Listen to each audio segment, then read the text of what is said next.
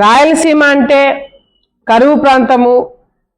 రాయలసీమ ఎక్కడ చూసినా ఇబ్బందులు, కష్టాలు, కన్నీళ్లు అని చెప్పి గతంలో చెప్పేవాళ్ళు. కానీ ఇప్పుడు మా ప్రభుత్వం వచ్చిన తర్వాత రాయలసీమని రతనాల సీమలుగా మార్చడమే కాకుండా, రాయలసీమలో పరిశ్రమలు పెట్టడమే కాకుండా, రాయలసీమలో సాగునీటి సమస్య లేకుండా చేయడమే కాకుండా, రాయలసీమలో ఈరోజు ఎయిర్పోర్ట్లు రావడమే కాకుండా అన్ని విధాలుగా కూడా ఈరోజు రాయలసీమని నెత్తి మీద పెట్టుకొని ఈరోజు చంద్రబాబు నాయుడు గారు చేసే కార్యక్రమాలు చూస్తుంటే రాయలసీమలో ఉన్న ప్రతి ఒక్కరు కూడా గర్వంగా ఈరోజు మా రాయలసీమ రత్నాల సీమగా అని చెప్పుకుంటూ తిరుగుతున్నారంటే దానికి కారణం చంద్రబాబు నాయుడు గారు చేసే కార్యక్రమాలు.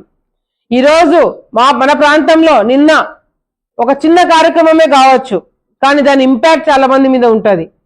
నిన్న గేట్లు ఎత్తే విషయం చాలా చిన్న విషయం కావచ్చు చాలా మందికి, కానీ ఆ గేట్లు ఎత్తడం వల్ల రైతులకి నీళ్లు రావడం వల్ల ఎంతో మంది రైతు జీవితాలు బాగుపడతాయి. కాబట్టి ఈరోజు చంద్రబాబు నాయుడు గారు తెలుగుగా గేట్లు ఎత్తడానికి నిన్న శ్రీశైలంకి రావడం జరిగింది. నిన్న చంద్రబాబు నాయుడు గారు మాతో బస్సులో మాట్లాడిన మాటలు కావచ్చు, చంద్రబాబు నాయుడు గారు నిన్న గేట్లు ఎత్తుతున్నప్పుడు ఆయన ముఖంలో ఉండే సంతోషం కావచ్చు.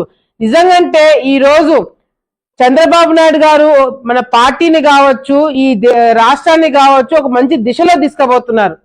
ఈరోజు తెలుగుగంగ కింద ఎన్నో సమస్యలు రైతులు ఇబ్బందులు పడుతున్నారు.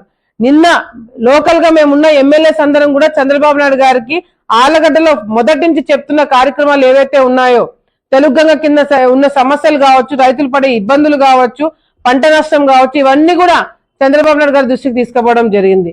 నాకు తెలిసి గతంలో ఏ ముఖ్యమంత్రి కూడా ఈ విధంగా ఎమ్మెల్యేలను కూర్చోబెట్టుకొని పోయిన 5 సంవత్సరాల వైసీపీ నాయకుల పరిపాలన చూసాము.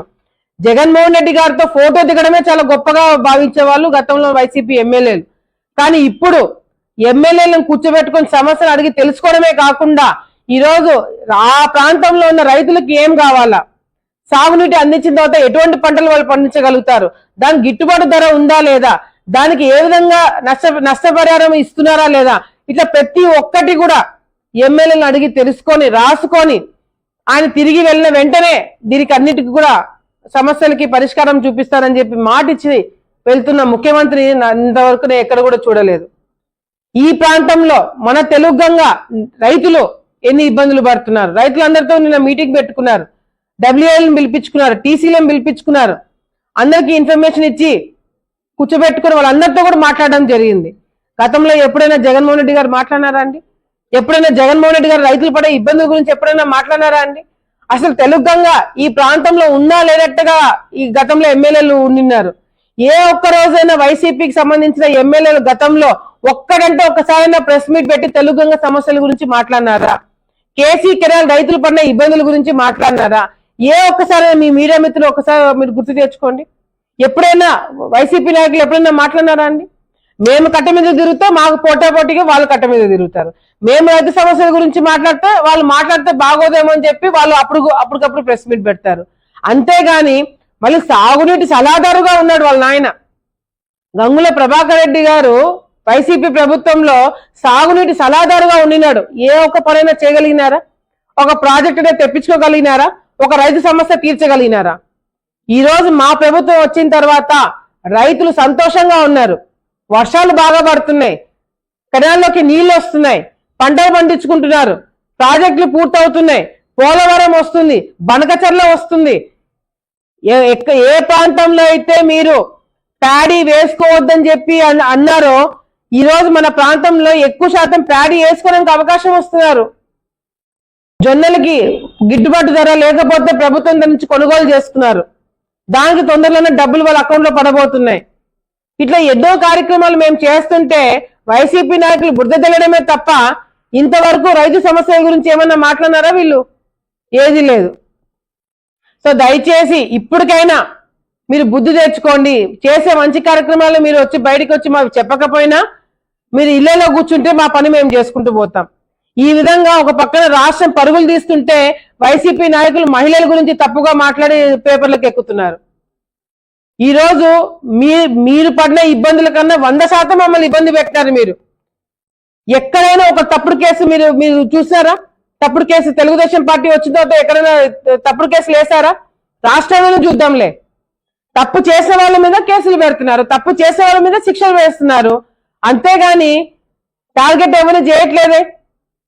ఇదో స్వేచ్ఛగా ఇంకా వైసీపీ నాయకులు బయట తిరగలుగుతున్నారంటే మా దృష్టి అంతా రైతు సమస్యల గురించి, సాగునీటి సమస్యల గురించి, తాగునీటి సమస్యల గురించి, రాష్ట్ర భవిష్యత్తు గురించి మేము ఆలోచిస్తున్నాం కాబట్టి ఇంకా మీరు రోడ్ల మీద తిరగలుగుతున్నారు.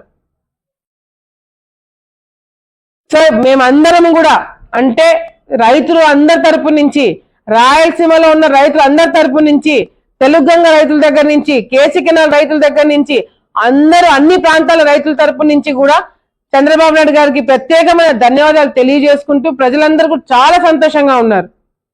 ఇంకా వచ్చే రోజుల్లో ఇంకా చేయబోయే కార్యక్రమాలు చాలా ఉన్నాయి. మా పని మేము చేసుకోవడానికి మీరు అడ్డు రాకపోతే, వైసీపీ నాయకులు అడ్డు రాకపోతే రాష్ట్రం ఇంకా పెద్ద ఎత్తున అభివృద్ధి కార్యక్రమాలు చేయడానికి మా దృష్టి అంతా, మా ఎనర్జీ అంతా దాని మీద పెడతామని చెప్పి సందర్భంగా తెలియజేసుకుంటూ మరొకసారి చంద్రబాబు నాయుడు గారికి, ఇరిగేషన్ మినిస్టర్ గారికి ప్రత్యేకమైన ధన్యవాదాలు తెలియజేసుకుంటూ ఈ మా ప్రాంతంలో ఉన్న రైతు సమస్యలు, సాగునీటి సమస్యలన్నీ కూడా తీరుస్తారన్న నమ్మకం మాకు అందరికి కూడా ఉంది. కృష్ణా నీళ్ళే కాకుండా గోదావరి నీళ్లు కూడా వాడుకోవడానికి రాయలసీమ వాళ్ళకి అవకాశం ఇస్తున్నారంటే రాయలసీమ రైతులు ఎన్ని తరాల వాళ్ళైనా వచ్చే రోజుల్లో చంద్రబాబు నాయుడు గారిని గుర్తుపెట్టుకుంటారని ఈ సందర్భంగా తెలియజేసుకుంటున్నాము.